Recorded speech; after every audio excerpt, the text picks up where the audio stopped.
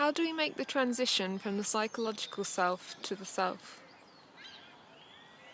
The good news is that we actually already are the self, obviously. We've always been the self. The self doesn't change, the self doesn't evolve. It is what it is. The psychological self develops in the absence of being conscious who we are. We create in thought a version of ourselves, which is the psychological self. And this psychological self is made up of every kind of nonsense. It's made up of memory, it's made up of meanings that we've invented about things. It's made up of a million conversations we've had with ourselves in our head. And so it becomes like this habit. It's a giant habit. When we are fortunate enough to either stumble upon or have it pointed out to us that there is this beautiful self that's untarnished and untouched by any of the traumas or dramas that have happened to us, then the transition begins automatically. By one moment of seeing who I really am begins the undermining of my obsession with my psychological self, which has been the source of all my suffering. And as one becomes who one is, the self, there's like an awakening that happens that gives us a little bit more consciousness power. And so then when the psychological self sends one of its tentacles to draw the consciousness back into it, we're just awake enough to choose no and to recognize the psychological self for what it is. And as that awareness grows, it becomes undermined and it starts to collapse, it starts to melt. And it's seen then that it never really had a center, it never really was anything.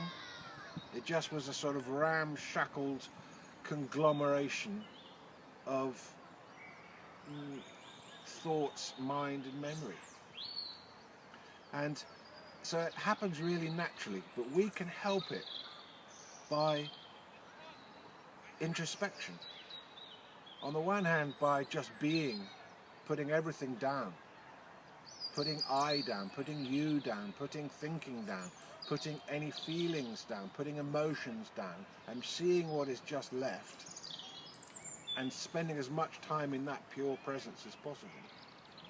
But also we can be vigilant in what we're buying into moment to moment and make choices.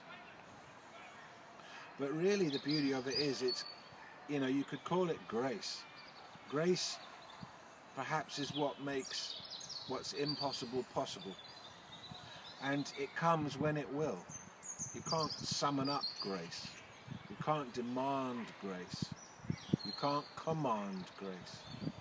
But when it comes, and it makes what's apparently impossible possible. Apparently it's impossible that you or I would ever be free of the mind, that we'd ever be free of suffering. That, the best we can do is just kind of be resigned to what is and accept the fact that, we've been wounded by the past and there is this psychological self, and, no matter, you can't undo what's been done, and, the wounds of sorrow and grief and unresolved stuff and all the unhappiness of this life, it will never be undone, but we can at least accept that and be resigned to that. But grace comes, and what we didn't know, we didn't even know, suddenly emerges as a very bright possibility. That this is not what was intended, that you are resigned to your suffering, that you're resigned to licking your wounds for the rest of your life. That actually it can be put down. The psychological self can be put down. When the season's right, you can just put it down.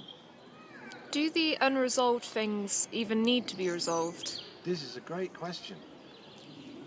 In the sort of 70s, 80s, 90s, classic sort of therapy understanding was that everything has to be resolved. You know, you have to work it all through, and when you work it all through, then you discover the freedom. Not so, thank God for that. You don't even have to work it out, what it was that you made of the fact that your parents got divorced, or what you made of the fact that, you know, this happened or that happened. You can actually just put it down. The whole psychological self, you could just put it down. Some things, it helps if you do actually resolve them. For example, if you think that you're not good enough, then that will influence how easily the psychological self can be left, and the self, but you become the self. So it's important to get that there's nothing wrong with you, that, you know, you can do this. But generally speaking, you don't have to resolve all these issues.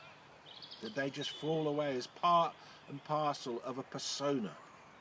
And the persona was only ever an act created in the absence of knowing who you really truly are. I think it was Romana who said that you don't need to sort out the trash before you throw it out. Well, he put it very beautifully, as he always does. You know, you don't need to sort out the trash. Actually, these days, of course, you do. It doesn't work anymore. I don't know exactly what he said. There and a tin there and a whatever. But no, you don't have to sort out the trash before you throw it out. And how wonderful is that? Because we are, you know, we've been conditioned to believe that there's some huge amount of work that's got to be done before the freedom of the self is what we are. And in this new era, suddenly it's become much, much easier.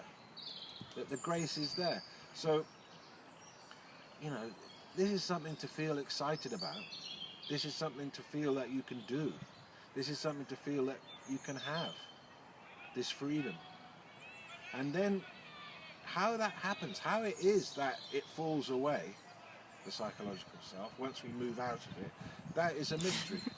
But it's not necessary. You don't need to know the mechanics or the whys and the wherefores, how that psychological self falls away and that shift is made in order to have that shift.